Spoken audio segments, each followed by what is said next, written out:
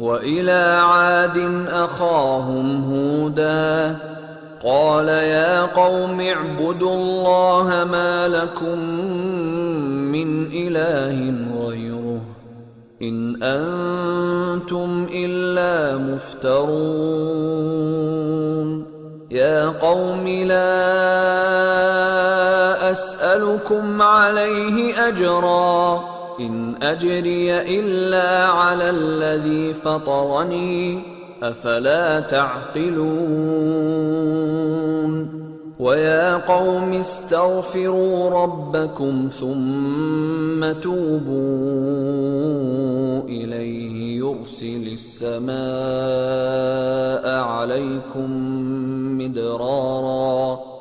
يرسل السماء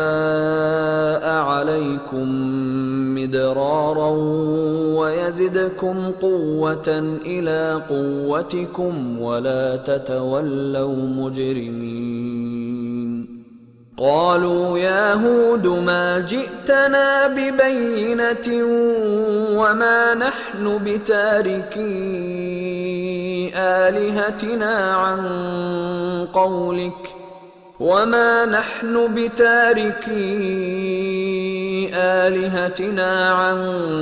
قولك وما نحن لك بمؤمنين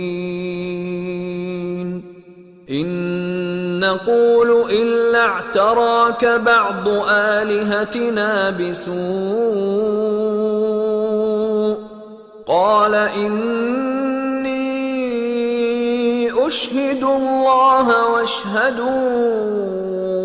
أني بريء مما تشركون من دونه فكيدوني جميعا ثم لا تنظرون إني توكلت على الله ربي وربكم ما من دابة إلا هو آخذ بناصيتها إن ربي على صراط مستقيم فإن تولوا فقد أبلغتكم ما أرسلت به إليكم ويستخلف ربي قوما غيركم ولا تضرونه شيئا إن ربي على كل شيء حفيظ ولما جاء أمرنا نجينا هودا والذين آمنوا معه برحمة منا ونجيناهم من عذاب غليظ وتلك عاد جحدوا بآيات ربهم وعصوا رسله واتبعوا أمر كل جبار عنيد وأتبعوا في هذه الدنيا لعنة ويوم القيامة ألا إن عادا كفروا ربهم ألا بعدا لعاد قوم هود وإلى ثمود أخاهم صالحا قال يا قوم اعبدوا الله ما لكم من إله غيره هو أنشأكم من الأرض واستعمركم فيها فاستغفروه ثم توبوا إليه إن ربي قريب مجيب قالوا يا صالح قد كنت فينا مرجوا قبل هذا أتنهانا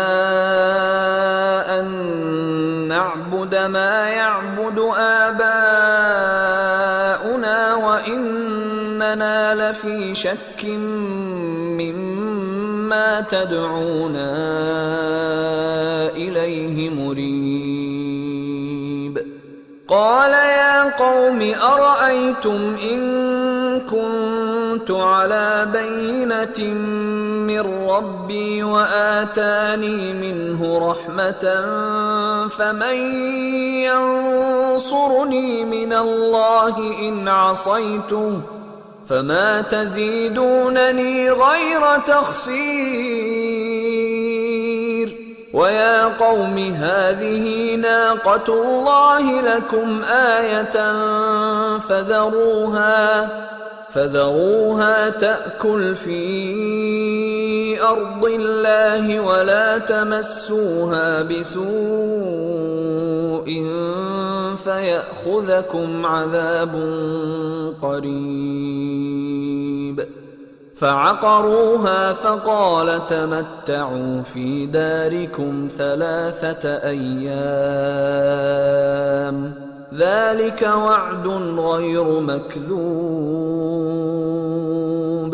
فلما جاء أمرنا نجينا صالحا والذين آمنوا معه برحمة منا ومن خزي يومئذ إن ربك هو القوي العزيز. وأخذ الذين ظلموا الصيحة فأصبحوا في ديارهم جاثمين كأن لم يغنوا فيها ألا إن ثمود كفروا ربهم ألا بعدا لثمود